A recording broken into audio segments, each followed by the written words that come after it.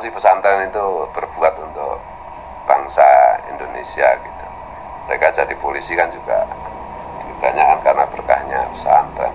Untuk urusan begitu kok caranya kok dengan dalam tanda petik itu menyerbu dengan ratusan personel. Kalau orang Jawa itu bilang arep nemoni apa bocah-bocah gitu. Kalau Armada 7 kan mengatakan kualat ya sekarang.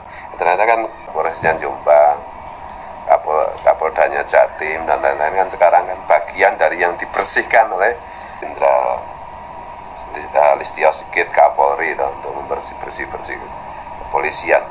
Saya setuju dengan Mas Ahmad Armada 7 ini lebih kepada apa kuwi kualat ya muhtar ya.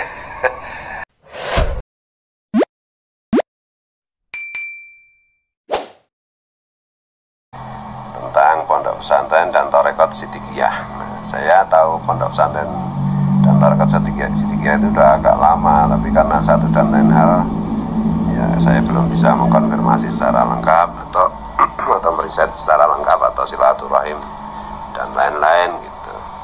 Yang pertama dulu beritanya itu tarekat Sidikiyah itu tidak dianggap muktabar, kalau nggak salah ya, kalau salah dikoreksi oleh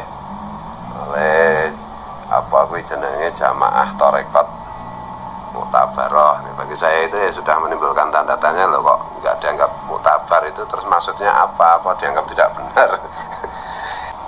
Kalau saya itu penolakan tarekat Sidikiyah oleh jamaah tarekat apa itu di Indonesia itu ya menurut saya lebih ke politis, ke eksistensi gitu.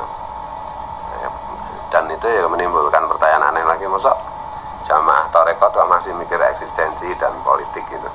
Dalam tanda petik itu ya ada unsur kekhawatiran persaingan gitu. Karena faktanya memang jamaah tarekat Sidikiyah itu pesertanya kan banyak.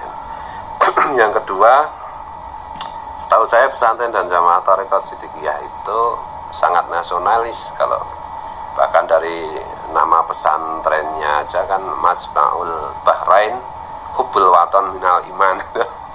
Luar biasa itu, mencantumkan apa cinta tanah air bahkan sampai pada nama pesantrennya itu. Dan yang berikutnya lagi yang membuat saya miris ini itu adalah ketika kasus Gus Subeki itu ya, Subeki itu, yang dituduh begini dan begitu. Sekarang sudah di pengadilan. Nah, kita kan juga harus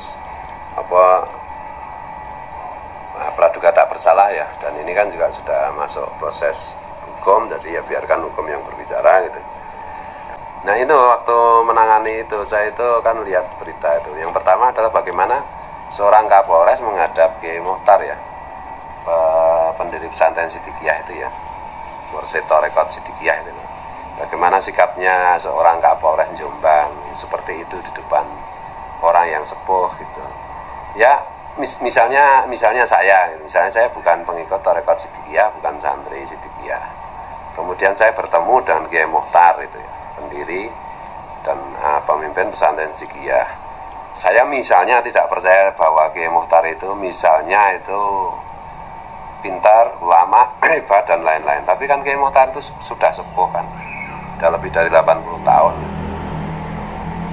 Sikap anak muda terhadap orang sepuh itu kan kayak apapun kan harus tetap mengagumkan, seperti hadis Nabi. Tidak termasuk golonganku orang yang tidak mau mengagumkan yang lebih tua dan menyayangi yang lebih muda. Itu saya melihat ini agak risih gitu. Masa seorang Kapolres bertemu dengan Kiai Muhtar yang kebetulan juga punya pesantren besar yang pengaruhnya besar, pemimpin tarekat lumayan besar, 5 juta itu kan nggak sedikit ya.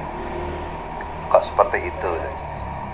Itu satu. Yang kedua, ketika dalam tanda petik itu penyerbuan sekian ratus personel Polri untuk menangkap tersangka Gus Subeki itu. Saya miris banget itu loh, miris banget saya itu. Apa nggak bisa dengan misalnya negosiasi dengan diplomasi sedemikian rupa? Saya melihat ini saya kan punya pesantren juga ya, turun temurun ya.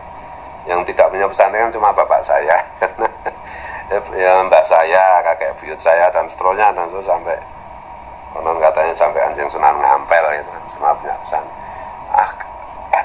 gimana ya, kurang apa sih pesantren itu berbuat untuk bangsa Indonesia gitu. Mereka jadi polisi kan juga kebanyakan karena berkahnya pesantren. Kok sedemikian rupanya hanya untuk urusan, bukan hanya ya, untuk urusan begitu kok caranya kok dengan dalam tanda petik itu menyerbu dengan ratusan personel seperti itu aduh, bagi saya kalau orang Jawa itu bilang seperti yang di arep nemoni apa bocah-bocah gitu.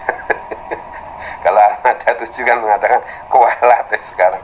Ternyata kan konon katanya, saya enggak, kalau keliru dikoreksi ya, Kapolresnya Jombang, Kapoldanya Jatim dan lain-lain kan sekarang kan bagian dari yang dibersihkan oleh kelompoknya Jenderal Listio Sigit Kapolri untuk bersih kepolisian dengan berbagai macam kasus apa yang terkait dengan perjudian atau sabu-sabu atau apa.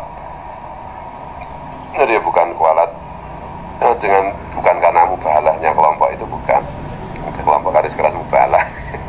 Bukan itu. Ini saya setuju dengan Mas Ahmad Armada 7 ini lebih kepada apa kuwi kualat ya muhtar ya. Dan yang jadi ya kan bisa kembali ke itu ya, cara menangani itu kan ya bisa dinegosiasikan atau misalnya, dan yang lain lagi itu karena saya juga berjarak ya, artinya tidak ngerti detail-detailnya, saya merasa heran juga kenapa sedemikian rupa Gus Subeki itu waktu itu juga tidak mau menyerahkan diri. Itu sebenarnya mesti kan ada sebabnya, terus tiba-tiba dijawab dengan serbuan ini.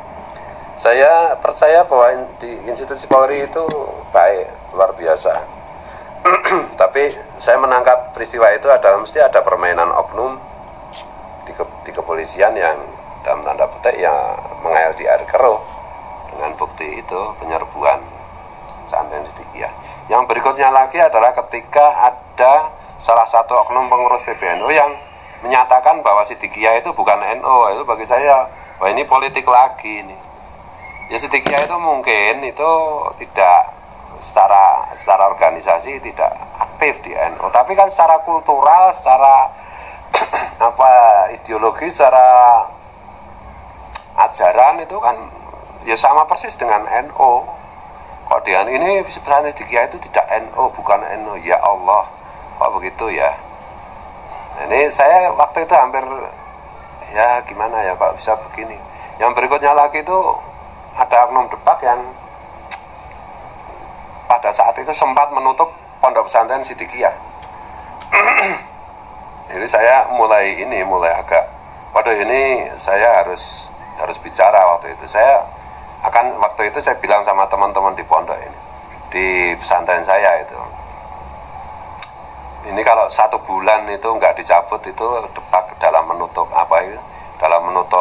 keputusan menutup pesantren Sidikiyah itu tidak dibatalkan oleh Gus Menteri, itu saya terpaksa akan menghubungi Gus Menteri Agama untuk saya minta untuk mencabut penutupan pesantren Sidikiyah. Ya bukan apa-apa, tapi alhamdulillah waktu itu ya suasana kan lagi haji, Gus Menterinya Agama juga lagi ngurusi haji macam-macam, tapi ya atas campur tangan Gus Menteri kan akhirnya keputusan menutup pesantren Sidikiyah itu kan dibatalkan, alhamdulillah.